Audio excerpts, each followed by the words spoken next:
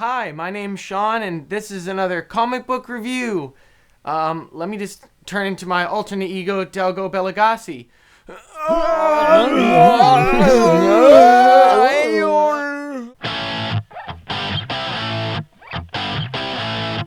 My first review is going to be for Hard Time. This is by Steve Gerber of the Gerber Baby fame and fortune. Not true. This is called Hard Time. Prisoner, locked up, can't get you off my mind. There is a main character, Ethan, and he plans a school shooting prank. Fuck you! You just got pranked! Yo! Pranked, baby! With a friend who is getting bullied as well, and that friend ends up really doing a school shooting. Because, you know, if you're going to plan it, go all the way. Why would you plan a party and not throw in the piñata? Okay, this character is a pretty bad character. People don't trust you. Ethan. You're a piece of shit. Apparently, we're supposed to sympathize with him because he goes, no, I didn't want to hurt anybody. I didn't mean no harm. And goes, whoa. You know, this, like, spirit god body shoots out of him. Puts a hole through his boy, and he goes, blah. He's dead now. Ethan is the one holding the bag. He gets sent to prison, thus Hard Time. It's essentially a life sentence. He's going to prison. I mean, if can we pull up the prison statistics for if you go to prison, how often you're going to be rolling back through that bit? 2 judges in Luzerne County, Pennsylvania were found to have been accepting bribes from for-profit correctional facilities to dole out ridiculously harsh sentences for minors. Once someone has been released from prison, it's much harder to find a job. And 2 out of 3 end up right back in a cell because their situation is so desperate. He's going to big boy prison, makes friends with this black guy, and on the bus ride there, the black guy's like, I've been through this before. I've been through this. Just stick with me, kid. Is there a better trope than the surly, strong black man adopting the little white boy?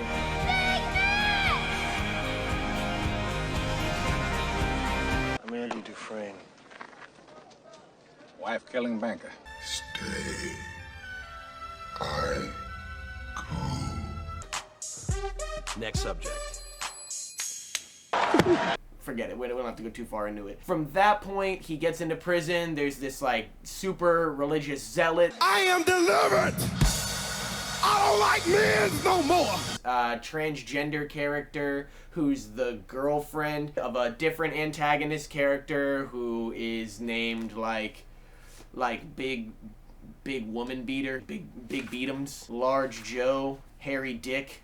Ethan essentially figures out that spirit that came out of his body is some sort of superpower because there's a different prisoner that's like, that's a fucking superpower. He can fly! He can fly! You know, command the force. By the end of the book, he's like, I'm fine with being in prison and serving my time because I'm able to astral project. If you don't know what that is, go look it up. Whenever I am astral projecting, I will give the command to my subconscious, or to my inner being rather, that I am ready to project astrally. It's basically just sitting there and being like, oh, I really want my spirit to leave my body. And I just assumed that everyone was able to do it. Sometimes it works. Listen, I'll tell you this. I did it. I knew my arms weren't moving. My whole body was in sleep paralysis, and I felt my arms do this. That's as far as I could get. That took me like 3 months just to be like... But I felt that shit. I traveled to faraway, distant lands. You're a crazy guy. But that's what happens with Ethan. I don't know when this book is supposed to take place. It's like the early 2000s, I think. It's 50 years later. Yeah, I don't give a fuck that I was in prison for all this time. I was able to astral project. Shawshank Redemption situation. You feel you've been rehabilitated? Rehabilitated? To me, it's just a made-up word. Wow, you really don't care about being free. That's the scariest person to let free ever. But there's a certain level of honesty that I think they appreciate, so they let him out. Personally, I would say that one of the most interesting stories or plot lines of the book is the plot line of the transgender character. I want to say Ellie. I'm going to guess Ellie. It's in here. I can promise you, right? The guy with a knife, pregnant girlfriend again. There's like a weird plot line. I totally forgot about this. He gets like a pen pal that he gets to fuck. It was cool that you did a school shooting. And then him. It's just not coming up. Cindy, your ass looks fat. Okay, it's strange.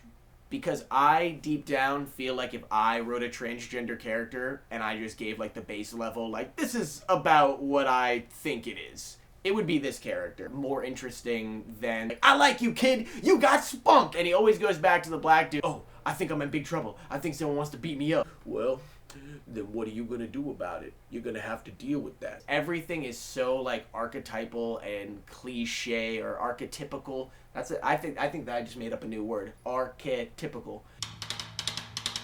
None of the plot lines really follow through with anything. Force power with the astral projecting. It's like The Shining, where it's like, you just got it, kid. It's not that great. I don't think that Ethan, as a character, develops at all. There are random scenes in his bed being like, oh, why did you shoot those people? I didn't want you to... It was a joke. It was a prank. We just wanted him to piss his pants. We just wanted to threaten kids with guns and masks and make them think they were going to die. It was just it was just a prank, bro. Camera over there, camera over there. Mainly about how traumatic it was for him. I guess it's more along the lines of he sees that his friend was going to do it the whole time or kind of always planned to do it. And ultimately, like, it's for a malicious thing. Like, he totally deserved to go to prison. Get through high school, it's all good. But you planned, like, a fake school shooting. You're a wacko. He's a wackadoo, and I don't like him. Like I was talking about before, there's certain, like, rules in prison. I've not been to prison. I hear about it, you know. I pop on a podcast or two. I watch 60 Days In. You need to respect other people because then they'll just beat you up. Someone will walk by and be like, is that a kid? And he'll be eating his food and be like, what gave it away, Einstein? That's not the quip that you think it is. So what's your story, kid? You some kind of criminal prodigy? Skip high school? Go straight to the pen? Right, I got 50 to life. I'm an effing genius. F this kid. As the reader, not something I can relate to. If I was in prison, he's like not scared the whole time. That's what's so frustrating. He's annoyed. That's the character arc, is that he eventually stops being annoyed that he's in prison. He gets to astral project and leave every night, so he's suffering no consequences for what he did. Meanwhile, the bully that got his fucking chest blown out of his chest got painted on the back wall over there, and his girlfriend going, ah! Like, she's probably not doing so hot. World building. So, it's bad. You're playing in a whole different game mode. You're constantly doing this when people walk behind you. You know what I mean? Rules that only really apply to being in prison, and I think that's what the average person finds interesting about prison.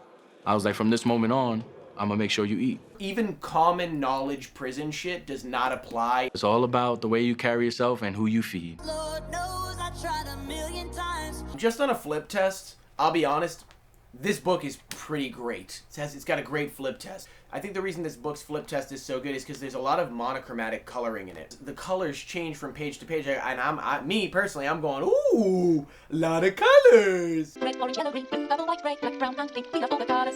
The paneling is basic. It gets the job done. I think there's a certain kind of meatballiness. They look like meatballs to me.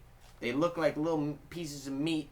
All of them look very squishy. Oh, got it. Their faces look like clay. Do you remember in Spy Kids #1 when Floop would take the clay and he would like mush the face in, and then those contours, and it looked very like someone's thumbs had pushed into it? That's what it looks like to me. They look like someone sculpted them with their thumbs. The background work is, I'm actually going to give it due credit. The background work is great. I like it a lot. And I think it looks really cool. I feel like there's stuff going on in the scene outside of the individual characters. There's just enough background so that when it's going face to face to face to face to face to face to face to face to the art, I would say the art helps this book a lot. I'll real quick go through the lettering real quick. Nothing pisses me off more than lettering where I'm like, okay, that panel, where the oh, okay, right here. And then I'm like, oh shit, oh no, I was supposed to read this one first. This does not have that problem. I read through this no problem, didn't feel like anything was confusing, pretty good. That being said, there's nothing that pops up. The characters don't have any different colored speech patterns or different fonts or anything. I do finish every single thing that I read. There are some things that I absolutely cannot stand working through and trying to finish. This was not one of them. This was very easy to finish. I just felt dissatisfied when it was done. I think that's because the concept was enough for me to want something different or something more, and I just didn't like the way the writer went. Early on in my comic collection career, my CCC.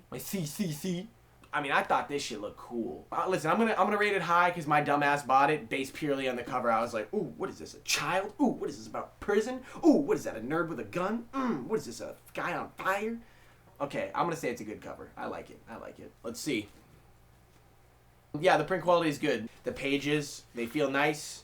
It's not that, it's like that nice matte comic book page that you want, but not that like slick one that makes you feel like you got something on your fingers. And it's also not quite the newspapery feel. The print for Hard Time the Complete series is really great. Just remember, the last thing that I gotta talk about is the extras, of which this book has, let's go to the back here, none. Bio about Steve Gerber, and how would you say that?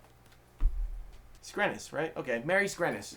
The way that I'm going to do the rating system is out of the 10 points that I made, I said that those are going to be each of the points. It's a yes or a no. That's it. You get the point or you don't get the point. Number 1, cover art. Number 2, paneling. Got the point. Number 3, characters. The thumb, no point. The backgrounds, get the point. Okay, I don't know why I'm glazing the backgrounds so hard. Oh, the backgrounds, dude. I came. This is where I'm going to kind of decide whether or not I'm the type of reviewer I'm going to be. Because this is my first one, right? So I got to decide if I'm going to be a hard ass or I'm going to be a nice guy. I think that I am going to go no on the lettering. Character development. Story. Holy shit, that was aggressive. World building, that's a thumbs down. Extras, there were no extras. Print quality, ding ding ding. You better get a ding on this one. Every comic better get a ding on this one. We'll revisit that. I don't know how much room I have on the other side. I'm just gonna pull it up. Yeah, that's about what I'd rate it. 4 out of 10 is right on the money. I'm feeling consistent as a motherfucker. As consistent as a motherfucker on Mother's Day.